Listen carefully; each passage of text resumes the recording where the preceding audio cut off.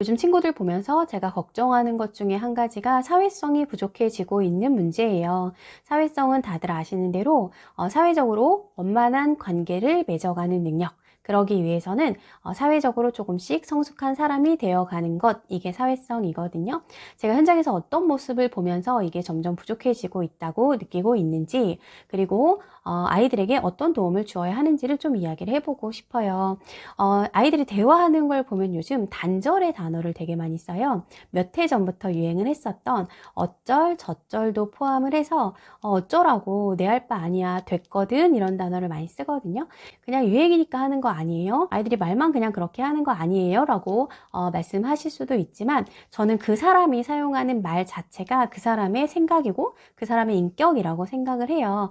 그래서 되도록이면 사실 쓰지 않는 게 더 바람직하겠죠. 조금 마음이 아픈 것은, 예전에는 친구들에게 이런 상황에서는 이렇게 말을 하면 상대방이 조금 더 이해할 수 있고 소통이 잘 될 수 있어 라고 가르쳐주면 아이들이 바로 적용은 못해도 아 그렇구나 라고 생각을 했었는데, 요즘은 선생님 학교에서 아이들 다 그렇게 이야기하지 않아요, 그런 거 오글거려요 라고 이야기하는 경우도 있었어요. 그래서 가르침이 참 어려워진 시대라는 생각도 요즘 많이 하고 있습니다.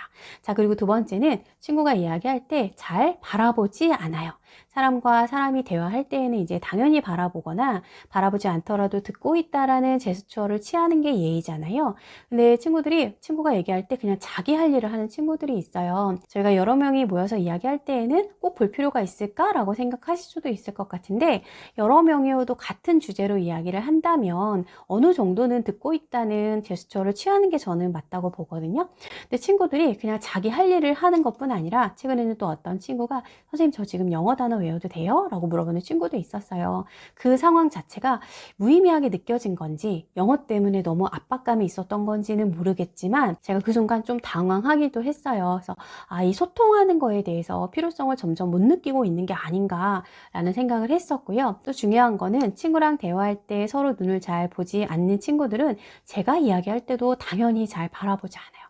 자기 일에 몰두하고 있는 친구도 있고요. 다른 생각을 하는 친구도 있고요. 그리고 세 번째는 갈등 해결 능력이 너무 좀 부족해지고 있는 것 같아요. 이게 제가 처음에 말씀드린 거랑 좀 연결이 되기는 하는데, 어떤 갈등 상황이 생겼을 때 서로 아이들이 대화를 하거나 조율을 해서 그 상황을 좀 풀어나가야 되잖아요. 근데 요즘 친구들이 많이 하는 말 중에 한 가지가 그냥 손절, 이렇게 말을 많이 해버리거든요.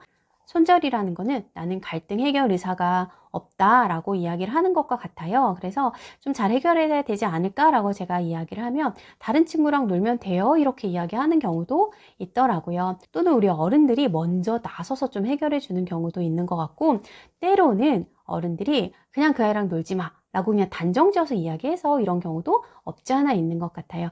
물론 너무 심각한 상황에서는 거리를 당연히 두어야 되겠지만, 소소한 갈등조차 다 이렇게 손절이라는 걸로 끝맺음을 해버리면 아이들이 사람하고 갈등을 해결하는 능력을 배우지 못해서 다른 관계를 맺을 때에도 문제가 생길 수밖에 없을 거라고 생각을 해요. 제가 지금 말씀드린 것들이 대화에만 한정되어 있는 것 같지만, 이게 곧 다른 사람과의 기본적인 소통 능력이잖아요. 이 기본적인 소통 능력이 왜 점점 부족해지고 있나? 조금 더 정확히 말하면 배우지를 못하는 거거든요. 왜 배우지를 못하고 있나? 제가 이렇게 생각을 해보면요. 일단 사람하고 관계를 맺으려면 에너지가 정말 많이 필요해요. 대화를 할 때에도 상대방의 마음을 좀 살피거나 표정을 좀 살펴가면서 이야기를 하고, 이 이야기를 해도 괜찮을까 조금은 저희가 신경 쓰면서 얘기를 하잖아요. 그래서 에너지가 많이 드는 건데, 아이들이 요즘 너무 바쁘고 힘들다 보니까 이 인간관계에는 차마 들을 에너지가 없는 것 같아요.